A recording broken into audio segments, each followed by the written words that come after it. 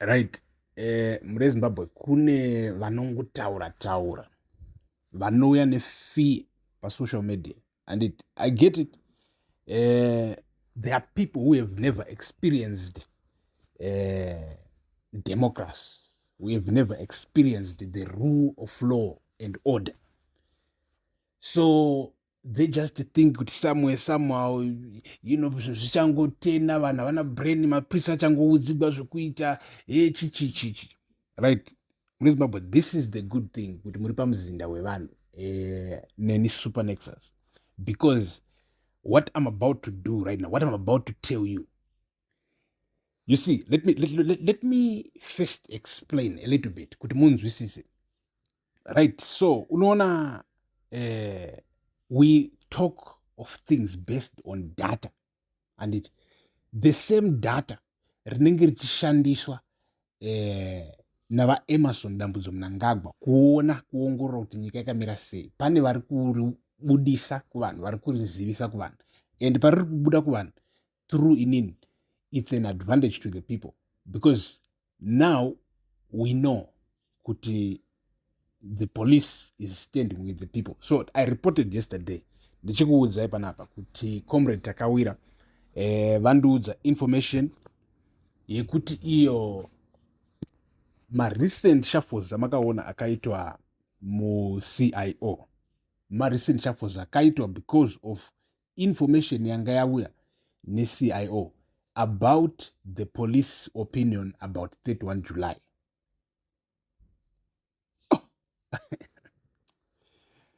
Right. So tiri kumashure kwedashboard, tiri kuona in real time what is happening, what are Zimbabweans thinking, because we have men on the ground,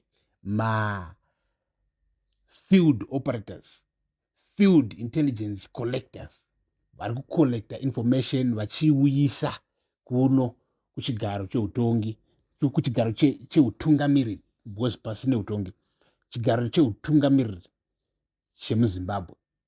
And ndo transparency yatichichemera kai semaZimbabweans yatinge takuuyisa pajekerere panapa pamuzinda wevanhu kuti this is what is happening after surveys yakaitwa vachicheka vakuru, mapolice commissioner, mapolice chakadaro, vakuru vemapurisa kunzvimbo dzakasiyana siyana, every district, every province muno muZimbabwe, they found out kuti more than 75 police is willing to stand with the people.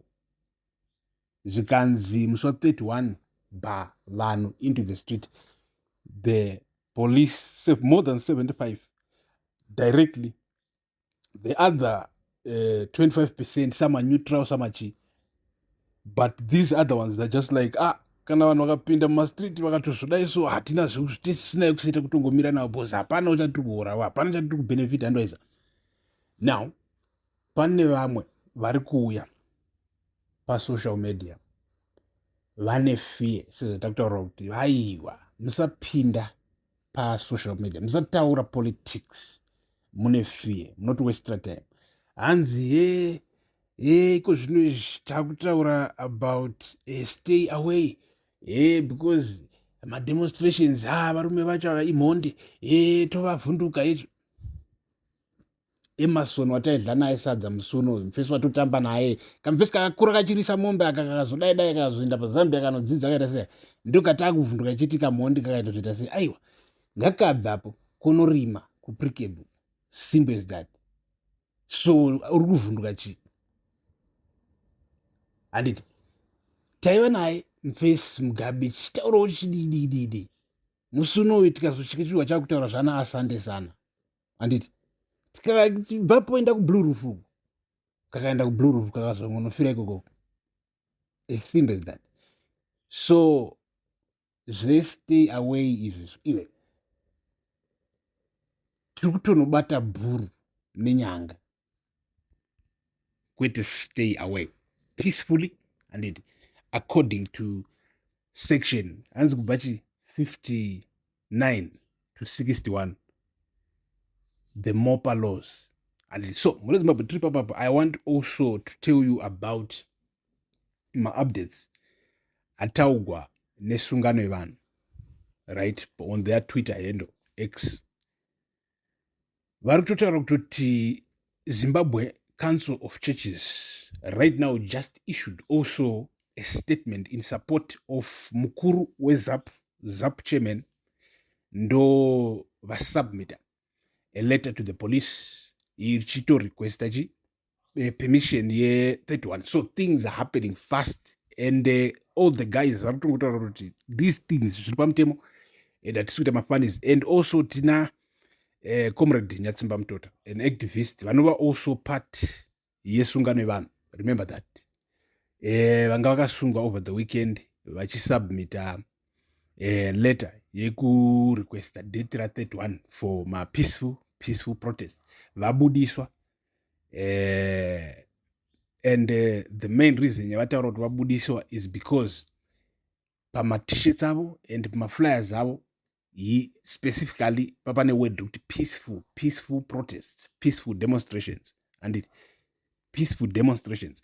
So always remember, we are going for my peaceful demonstrations, and always say it so that it protects you in the courts of law kana uchinzwa so pesera wapinda mukoti yelaw, to all the activists, because I know muri panapa. So now zvakamira zvakadaro zviri kukutaridza iwewe kuti the courts are still showing some independence, because anga asingazobudisi mukomana kana kwakuchinzi hapana some sort of independence.